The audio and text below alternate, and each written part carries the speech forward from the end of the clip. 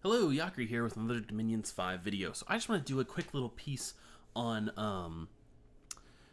evaluating durability blesses, right?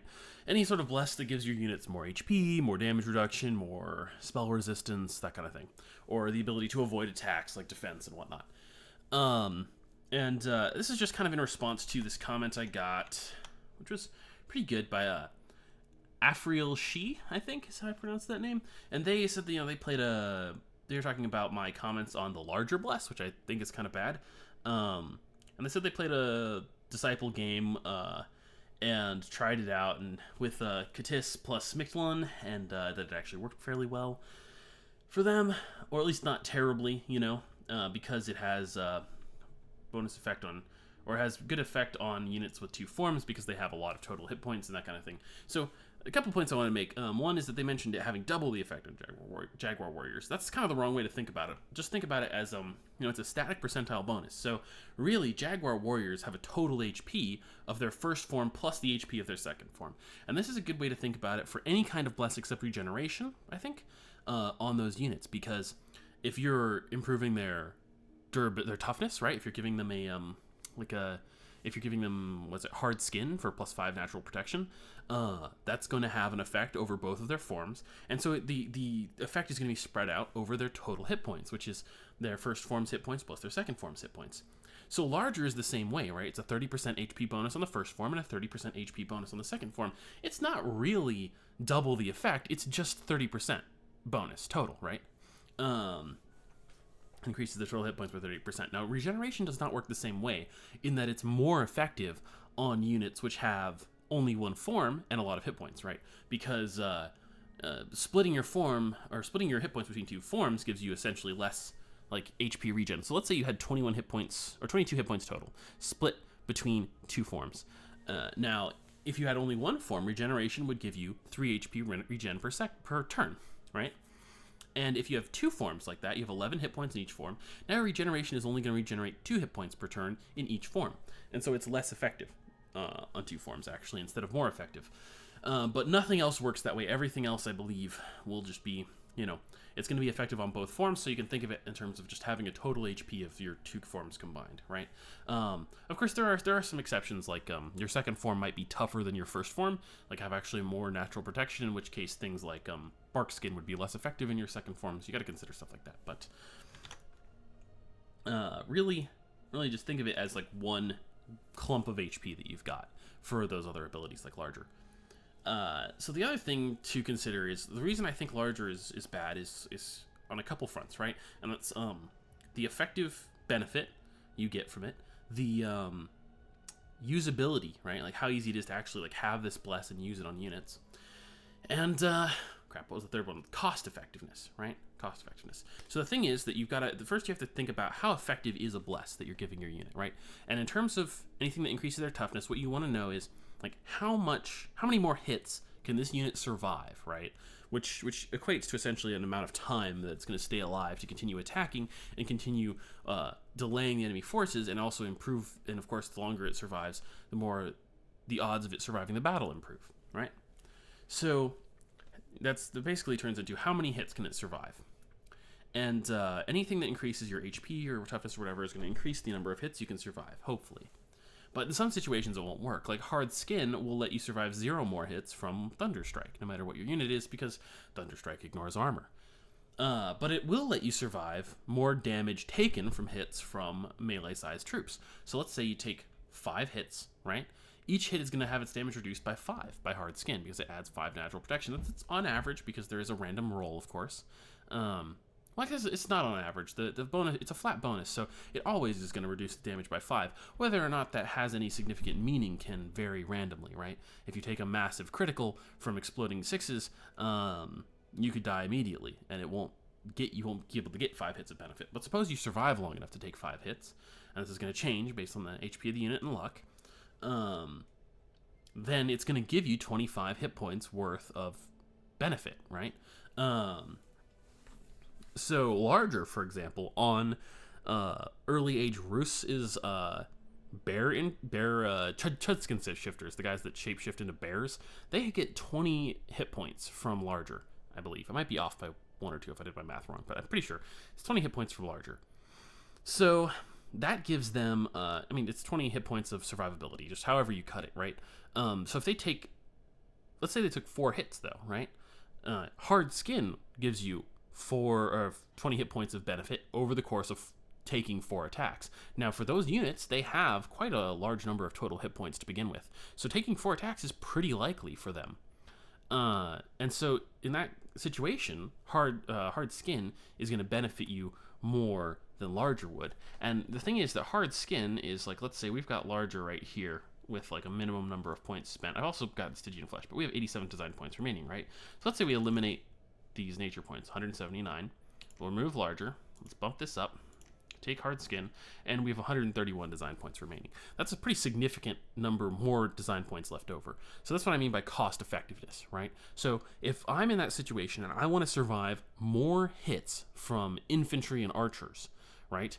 Hard skin is likely to benefit my units for, I've selected Niflheim here, but ignore that, early Age of Rus, more effectively than larger is, because there's a good chance that I may survive a 5th and 6th hit, and it's going to cost me less design points to get hard skin than it would cost me to get larger, okay? And now, of course, larger gives you some other benefits. In particular, the size increasing thing is only ever a benefit if your units have trample, and there are actually some sacreds with trample where you might consider using that, okay? But it's going to be a penalty the rest of the time. Always a penalty. The best case scenario besides having trample it doesn't matter. So you can have trample, in which case it's a benefit. You can have an awkward size category like size 5 or size 3, yeah, in which case it kind of doesn't matter. Or it's bad for you because you're size 2, right? Now you're size 2, 1, or 4, in which case those cases it's bad for you. It has a +3 strength bonus though. So on Rus's bear guy, Skin Shifters, they have very high damage single attacks. So +3 strength is pretty pointless for them because they're going to be like one-shotting a lot of units without it. And they go berserk too, so it's just crazy damage, but only 1 attack. Now Jaguar warriors do a lot less damage than them, actually, but in their Jaguar form they have 3 attacks. So you're essentially getting 3 times the benefit that Chud Skin Shifters would get from the strength portion. So that on certain units that can add extra value, especially maybe some rare summoned units that have multiple attacks and higher hit points than Jaguar warriors have. Because Jaguar warriors don't get too much of a benefit from it. I can't remember what the exact numbers are, but I think it was like 6 hit points or something, like over their 2 forms, like relatively small. I could be mistaken and it gives you a bit more, but it's a relatively small amount. And you've got to consider that the bonus hit point blesses, right?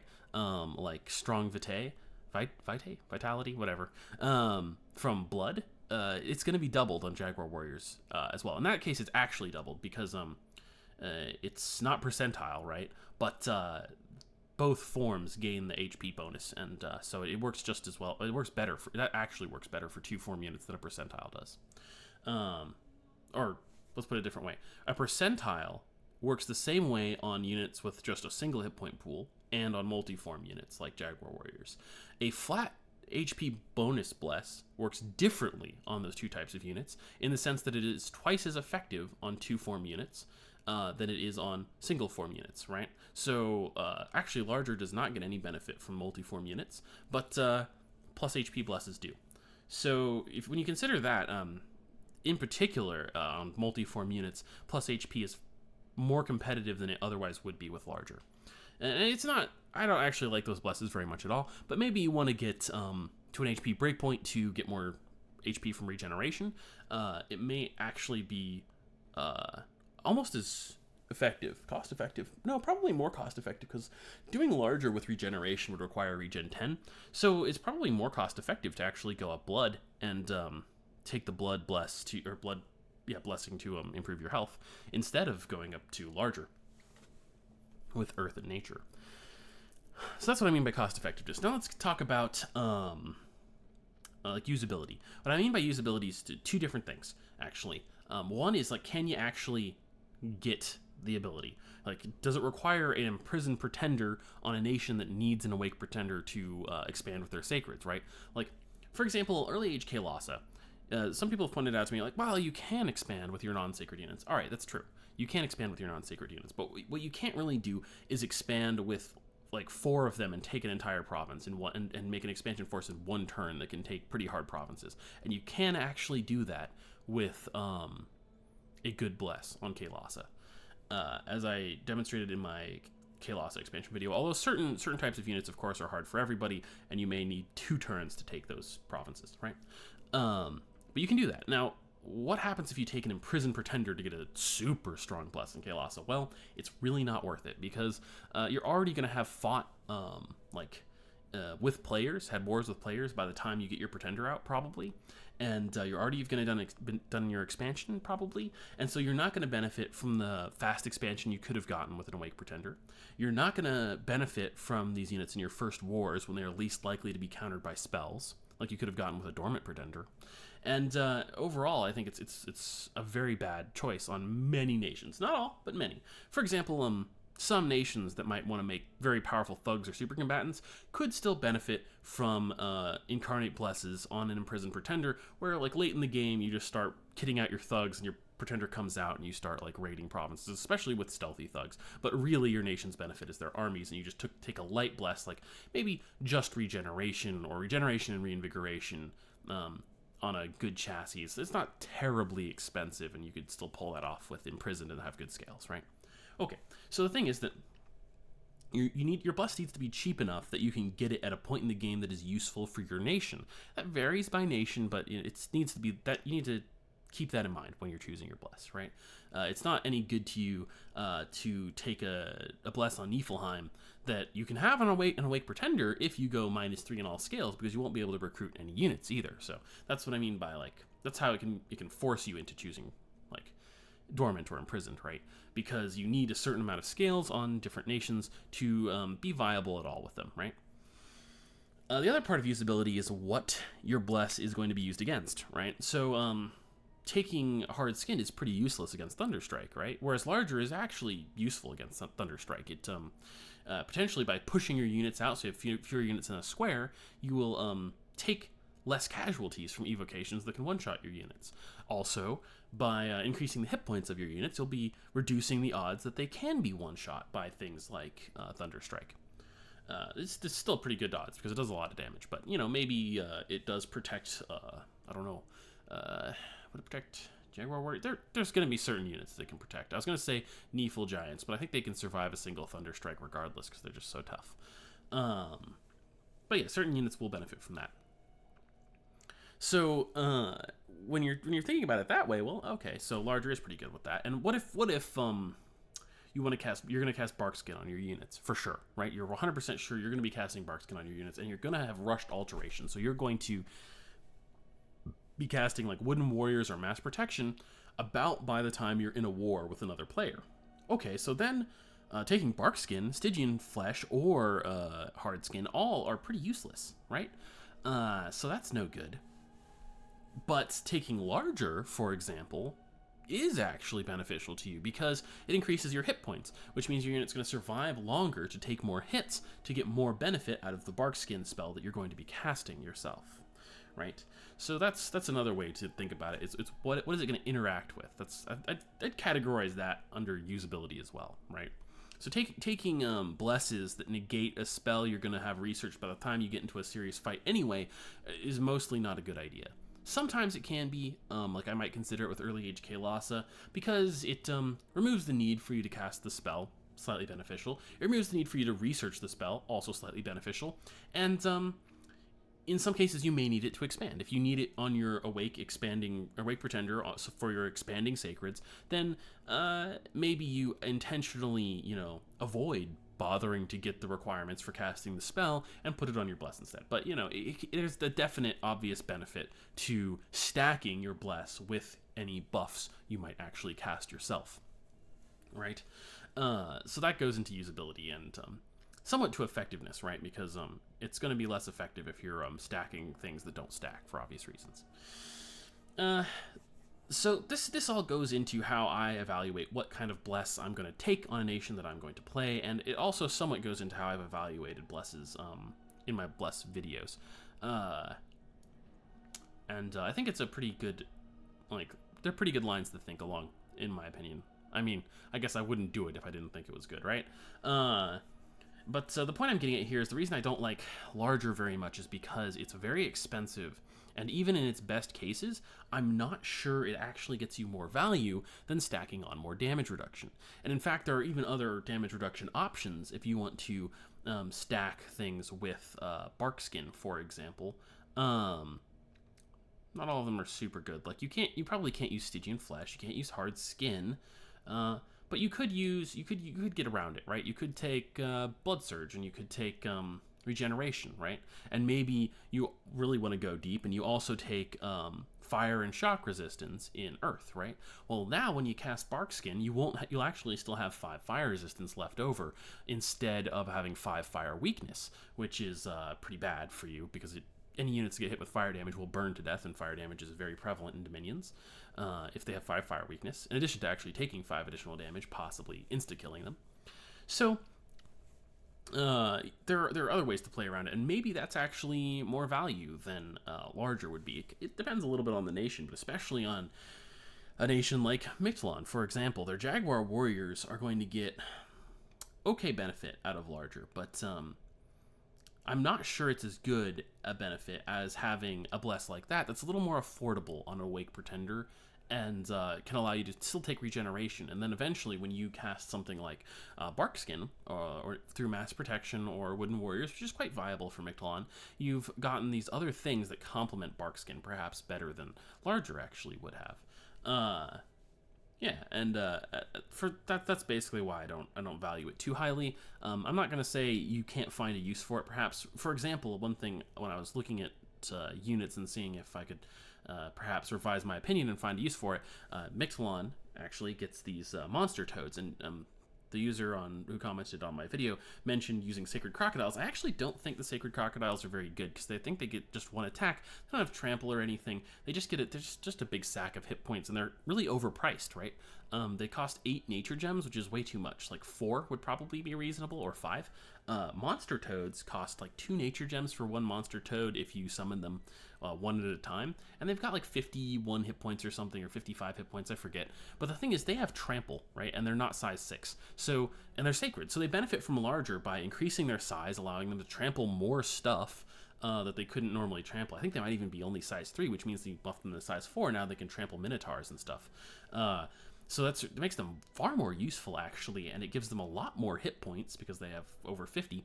And if you, I mean, this is absurdly expensive, as I mentioned earlier, but if you stacked it with regeneration, that's a really, really durable frontline. So that's an example of the type of unit I would really more consider it on. Like units that are already about size 4 or 5, or can get some really good benefit from a size boost, like units with trample, and that have a lot of hit points in a single pool, preferably. So perhaps even if you don't get regeneration bless, you could have mages buff them with regeneration, and it's quite powerful in that way. So, and that also, in particular, a particular note is that means that they're going to absorb evocations, right, from mages. And that's the other thing. Like, if you want to make your units resistant to spells, and you don't know what spells those are going to be, and your unit has some sort of unique property, like trample, that'll make it a good unit to have an increased size on, instead of a bad unit to have an increased size on. That's exactly the kind of unit I would actually want this bless on. And so, if you're in a situation where you expect to be spamming those units, it's okay. I still don't think it's great on Mictlan, but in the case perhaps where you do have Mictlan as a disciple, and perhaps your Pretender Nation or another disciple nation gets some good benefit out of it, well, you could maybe spam monster toads more than you normally would, because they're not really great on their own, as more than a hit point shield. Then like, that could be a good choice. So, yeah, I think that pretty much explains my process. I don't want to belabor the point too much. If you have any questions, you can leave them in the comments, and I can try and answer them there, or maybe I'll make another follow-up video. But what I'm trying to say is basically just, like, think about what benefit you get from the bless is, and like how much of a benefit it really is. And I think it's not unreasonable to actually expect a lot of these protection blesses, or something I didn't mention is Blood Bond, which is actually like hugely good. I think I mentioned it was good in my video, but like I can't really overstate how great this is actually, because especially when paired with something like regeneration, because like this effectively sort of doubles the hit points of your units. If you have a bunch of units like in a line, right, and you've got regeneration, the units that take the spread out damage from Blood Bond will almost certainly regenerate it, right? A lot of them are going to be behind the unit taking damage, in fact, and will not even be taking any damage from any other sources, and they'll probably take 1 or 2 points of damage from most hits, and they will regenerate that in 1 to 2 turns, generally on any units that you would actually take regeneration on. And so in a large part, the damage from Blood Bond that is getting spread out just goes away if you pair it with regeneration. And of course, you can cast regeneration yourself. And of course, this only halves damage that's actually taken after you took some damage. So you could pair it with regeneration, and on a really heavy bless, say Stygian Flesh, for example. And you can make your units take very little damage. So what's the point I'm getting at here? There are some really effective damage mitigation or damage spreading blesses that can massively increase the survivability of your unit, and I think hit point boosts are actually one of the worst ways to increase your unit's survivability, with the exception of the fact that they pair well with regeneration. It's hard to do because they're, larger uses nature magic. If it didn't, it would probably be a lot more valuable. If it was like Earth 6 or something, or 7 or 8 even, maybe. That's probably too expensive, but all right, so I think that pretty much gets the point home. Think about what you're getting out of the bless, and with offensive blesses, it's much the same way, right? Like, does it benefit you in a way that matters? Like solar weapons, for example, since it only does 3 damage, like, is this actually going to help versus a lot of things? Probably not. It's not necessarily going to be super useful a lot of the time. It might be for, like, specifically versus Mistform or Undead, but it's too little damage to actually have an effect on a lot of units. Whereas Flaming Weapons probably does have an effect, so it gets you some benefit, right? And it depends on the type of unit you have, right? Like, it gets you more benefit when you make more attacks, and less benefit when you make less attacks. And less benefit if your unit would have killed the thing it's attacking anyway. Like, if your unit does like 30 damage a hit and it's slashing damage, well, what's the point of boosting that to 34? Is that really significant? It's not. It's really not. But boosting a unit's attack from 15 to 18 and it has 3 attacks, and you're getting maybe like 9 bonus damage out of it, and more importantly, you maybe are actually beating protection on every single hit when you might not have before. That's really good. That's the kind of situation you're in with, say, Jaguar Warriors, for example, especially when they're going up against elite units. Versus Chaff, of course, they probably would hit them anyway. So yeah, just think about the effectiveness, think about what the relative benefit is, and consider that damage reduction is really good. It's better than it looks, I think, in a lot of cases. There's more to it than meets the eye, I suppose. Yeah, okay. I think that pretty much covers it. I hope you enjoyed the video. Let me know what you think in the comments. And of course, a little disclaimer that I should probably make some more general comment on.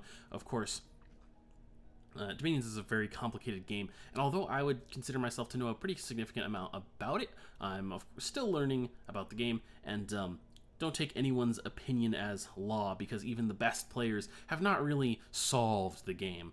There are probably like more limited problem sets within Dominions where people can be 100% certain that my favorite example, Farshot, is a garbage bless. I don't think anyone's really going to disagree with me. Sure, you could use it for some hilarious joke, like, I don't know, that's not even hilarious, like have your Sacred Commander take a magic item bow and shoot it farther. No, it's terrible. It's absolutely garbage, so I can be 100% sure that is a terrible ability and will remain one for the foreseeable future unless it's changed to have some extra benefit, or like 10 nations with Sacred Archers are added to the game. Even then, it's probably bad.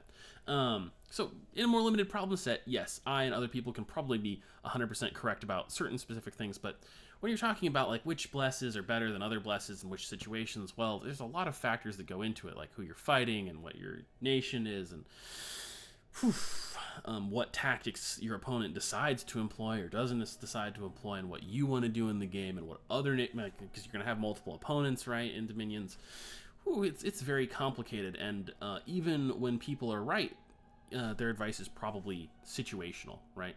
And I would say the same thing goes for everything I've said in any of my videos, right? And I try and make it as general as possible to make these more like beginner-friendly general tutorials to the game, but it's super complicated, so always take it with a grain of salt. Thank you for watching.